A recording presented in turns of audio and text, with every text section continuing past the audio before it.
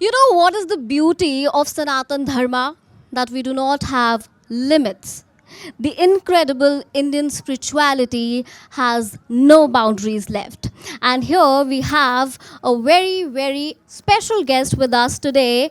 He is, though a German national, but he has made Vrindavan his home. For last 20 years, he has been living in Vrindavan, contributing towards Sanatan Dharma, and now he has changed his identity to Sanatan Prabhu. So my first question to you is, how did you think of started learning spirituality? Especially, how did you decide to get into Indian spirituality and Sanatan Dharma?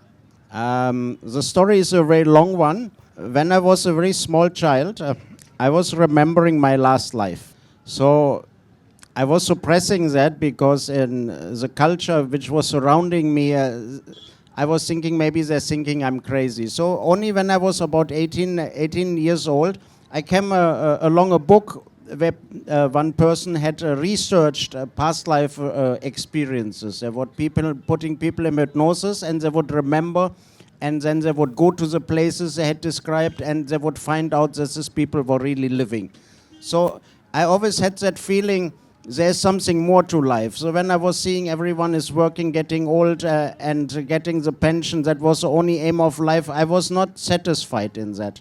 So then eventually I gave up all bad habits. I stopped drinking and smoking and meat eating, and I was looking for spirituality. And then eventually I went to the Buddhist, to the Jehovah's, to the Christian. I did many different, I read a lot of, then finally I met a person on the street who sold me Srimad Bhagavatam first canto. So when I took this book home and I opened it, immediately understood this is what I was looking for. Amazing. What an incredible journey. And you know, everyone today is talking about Sanatan Dharma, but actually adopting it and actually understanding is absolutely different. But let's come to Mahakumbh. So we are in Prayagraj, and since you are already taking care of Kumbh Mela chair, you're chairing ISKCON team. So how is it your experience here in Prayagraj, and what do you actually think about this Mahakumbh? We as a spiritual organization, we're preaching Sanatan Dharma as one of the things. And I came here first time in 2001. I came to India in 89. I missed the Mela. I came in July. So the Mela was that year in January. So I missed that. So I came 2001 first time, and it was first time coming here was very adventurous. And since then, every Mela I'm coming and I'm helping with the management. So it is very exciting. And whereas many people maybe come here to take the holy bath, which we're definitely also doing, but basically we are coming here for preaching. Our spiritual master is Divine Grace A.C. Bhaktivedanta Swami Srila Prabhupada. Even when he was very sick, twice he came for the Adha Kumbh and for the Purna Kumbh, and even he was very sick, he personally came and sat in the tent and took cold baths and showed everyone is that yes, we want to participate here. So from that inspiration, I'm first of all coming here. Then we have food distribution, prasad distribution, we're distributing books, so we have a lot of thing to. So from another point of view, it is the most amazing organization which is existing on this planet. Great. So what is that one thing that really attracts you in this Mahakumbh? No, it is that so many people are coming together and making a festival, and also that the government is facilitating that. And it is amazing. When you come here 3 months back, there's a sandbank, there's nothing. And within a couple of more days, you see a city, there's already a city there, which is full with 1 million of people living on the sandbank like nothing, like in a city. It is amazing. Great. So since you talk a lot about Sanatan Dharma, what is your understanding of Sanatan Dharma? So, first of all, since I'm an English speaker, so Sanatan means eternal and Dharma means constitutional position. Srila Prabhupada translates that as constitutional position. It's something which cannot be changed. So when I'm looking in the audience, everyone is having a different shape. You're female, I'm male, somebody's tall, somebody's thin. But when we talk about Sanatan Dharma, we're talking about the soul within inside the body. That is the first step. If I want to, before there was a discussion about religion and spirituality. In the moment we say spiritual, that means we have to get off the platform of this body and we have to start thinking as a soul. So the soul is residing in the body. So what is the eternal function of the soul? The eternal function of the soul is being part and parcel of God and being the servant of God. Since your journey is so incredible, I really want to know how your usual days looks like in Vrindavan.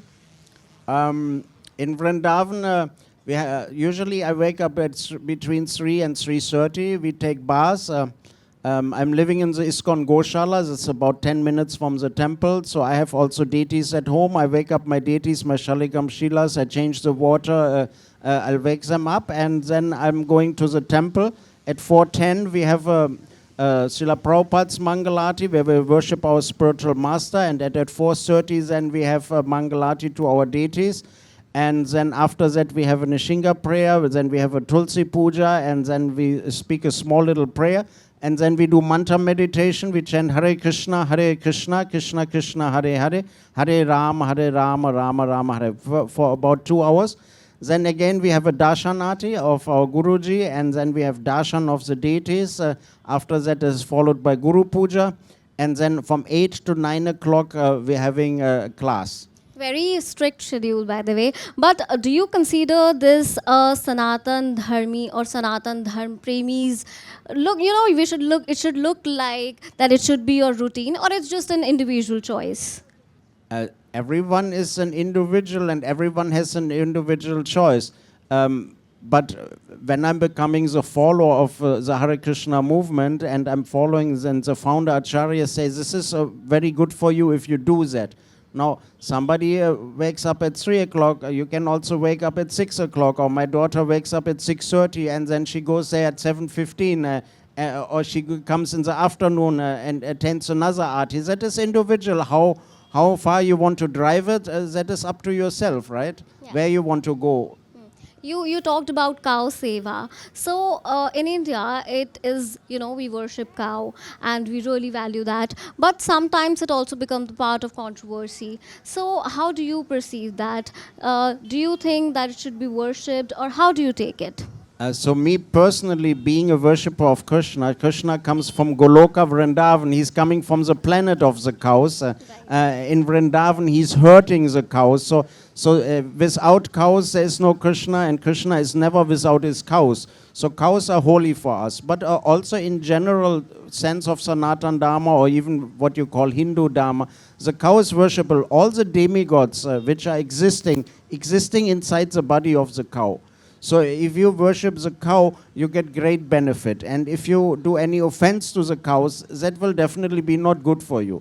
So we have to very clearly understand that the cow is not a machine to provide milk, and when the milk is finished, then the machine is useless and we replace her with another machine. The cow is holy, and the cow is almost like a spiritual being. It's like a deity. So once we approach the cows like that, then we can derive great benefit from the cow. Has your life changed after your adoption of Sanatan Dharma? What differences do you see within yourself and in your life? Well, I would say before my life was aimless. Okay. And now my aim is to go back to the spiritual world. So I'm very focused on that aim, and I'm very much fulfilled. Great. When you're looking after money or material items, you never really get success. If you get 1 million rupees, 1 crore rupees, in thinking, okay, now let me spend it on a big car, and then I want a big flat. So it is never. You find people, even they're extremely rich, they're still working from morning to evening to get more money. If they have enough money, they can buy a whole island and fly around in the helicopter, but still they're working also. So when you go the spiritual path, and the happiness comes from inside, the soul itself is Sat, Chit and Ananda. It's full of bliss and full of knowledge, and is eternal. So when you tap into that Ananda, you're totally fulfilled. Great. So these days, a lot of children, especially youth, we have a very different work life. We have very different lifestyle as well.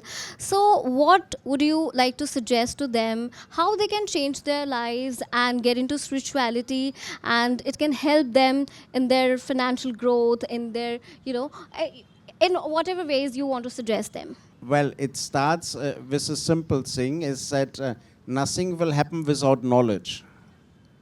You have to try to read a book, or at least you can start a little bit of mantra meditation. We have those japa malas. You can get hold of a japa mala. You can start with 10 minutes in the morning, and from there you can extend.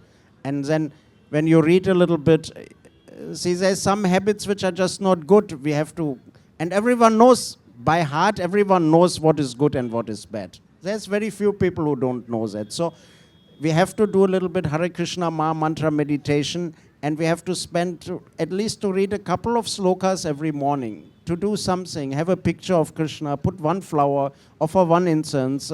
You have to bring the presence of the divinity into your life. So these days we also see a lot of young generation, they face anxiety issues, depressions. So it can also help, Sanatan Dharma's perseverance can also help in dealing with all these situations. As I said in the beginning, it is difficult in the material atmosphere to find an aim. The aim is to get more of this or more of that or more of this, but it is never enough. In the moment you tap into your inner, you have Paramatma in your heart. Krishna is with you in your heart. He's observing, he's ready, he's waiting. So in the moment you make even a tiny endeavor in that direction, what you call depression, in the moment your life will become aimful. You have an aim. And you get tapping into the bliss from inside, or everything bad can go away. Great. So from this stage, would you like to give any message to the young generation so that, they can find the aim which you said in their lives? Yeah, so, I mean, it's a story from Mahabharata. I don't want to stretch it out too long, but the Pandavas were in the forest in exile and they were thirsty. And first Bhima went to find water. He came to the lake, and there was a yaksha in the tree and said, unless you answer my question, you cannot drink. So Bhima, very strong, and he said, who cares, and took the water. He fell dead. So all the four more Pandavas came to the same fate. Finally Yudhishthira fed, and he said, okay, shoot your question. And he said, what is the most wonderful thing in this world? You know the answer? No. That everyone sees other people dying, including their own relatives, but everyone thinks that I will never die.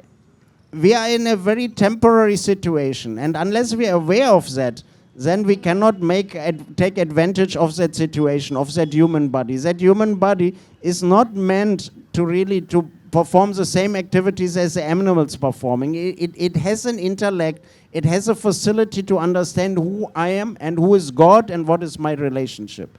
Unless I'm doing that step, it will be very difficult, because there's always a wind is shaking the trees in this body. We don't know what is next. I came here on the way back. I have an accident, I die, but I do not think that. Yes. Maybe I've seen my astrology and he told me you live until 70 years or whatever. We find so many reasons to not take it serious, and we're all thinking we have unlimited amount of time. Right. Insightful thoughts. I'm sure these are going to help. Thank you so much, Prabhuji, for joining us at this event. Thank you so much. Thank you so much for having me. Hare Krishna.